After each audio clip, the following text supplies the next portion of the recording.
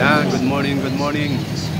Busy dito sa lugar namin dito sa tindahan.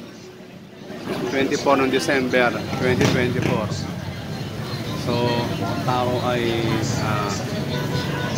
busy kakapamili. Yan. Yan, ang daming nagtitinda rito. Yan, may nagtitinda ng gold. Ayan, titinda ng gold, oh, yan, oh. Ay, may ari, oh. Kuya, oh. Oh, gold yan. Ang gusto niyang bumili ng gold, yan, oh. Dami rito. Meron din gold coins. Merong gold coins, ayan, oh. Pili kayo. Ayan, oh. Oh, mapampabata. Ayan pa, oh. Oh. Iba-iba yan. Meron din tindang baboy, oh. Tindang baboy dyan. Ayan ang baboy. Karne, oh. Oh, si Aldrin, oh. Crispy pata. Ayan, pork chop. Ang pork chop.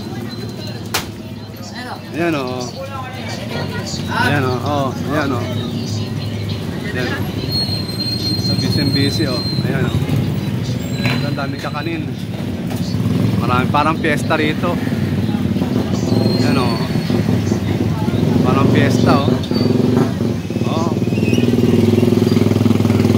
Kala mo Divisoria. Daming tao. Ganito sila ka-busy rito. Ayan. Ayan si ate. Ayun.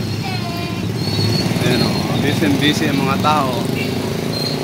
Ayan, oh. Ayan, oh. Marami. Ayan, marami. Kaya ang Pilipino kahit na walang pera, yan, maghahanda pa rin sa Pasko.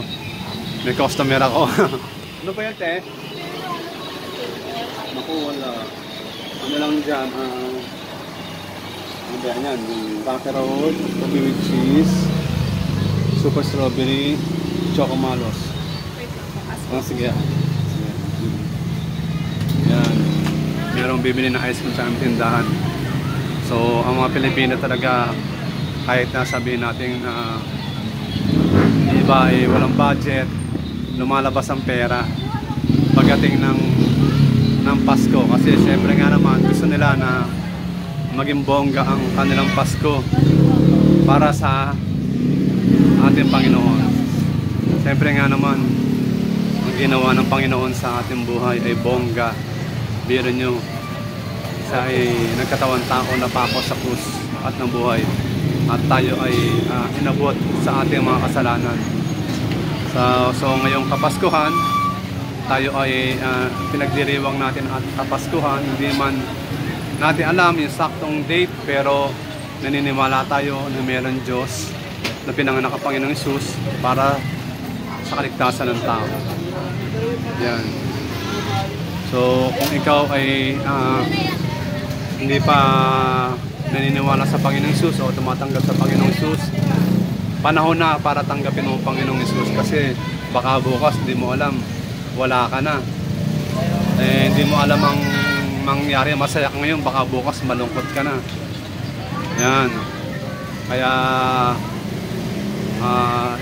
isabay na natin na tanggapin natin ang ating Panginoong Hesus bilang Diyos at sariling tagapagligtas ng ating buhay. Sabi nga sa John 14:6, I am the way, the truth, and the life. No one comes to the Father except through me. So sa pamagitan lang ng ating Panginoong Hesus, ang kaligtasan ay doon natin makakamit. Ano po yung kuya? Chicharon. Ito pa po. Opo. Ito, pwede pang pulot. Malalaki na yung may laman. Ito po, kuya. Ito po, bagnet. Yan. Kadarating lang yan. Bagang dating lang. Magkano po yung sanda na ganito? Yan po, 165 oh. May laman. Wala po. Sa ano po, sa 250 sa ano yan. SM po. Yan, pili na po kayo. Gawa sa ano to San Fernando. Oo nga po, Pampanga. Kung Kapampangan po kayo kuya. Hindi, nakita ko lang yung ano, Oo nga ho. yung Yung nakalagay. binabasa ko kasi. Hmm. Malinaw pa pala mata ko. Parang hindi pare-pareho ang bigat. Tinitimbang method Oo ang nga mabigat po. ito. Pili kayo ng ano, mabigat yan. Para ano. Ibig sabihin, mas malaman. Pinay yun. Mabigat Oo yan, nga, mabigat. magaan. Oo nga, no. Ibig sabihin, mas malaman yun. Opo. Yan. Nag-live yata. Naglalay. Hindi naman po. Na-vlog ko. Opo, kasi baka i-vlog niyo ako. Nako. Hindi po. Bayad sa akin. Hello po. Si Kuya. Tagalin ko yung kaya Kuya?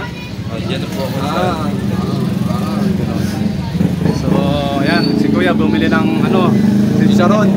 Sharon, pampahaba ng buhay. Pampahabaw daw ng buhay. Yan. Na maraming tubig. Kaya, yan. Yung lang, hinay-hinay sa pagkain po. Sige po, hanggang dito na lang po. Maraming salamat po. God bless you all.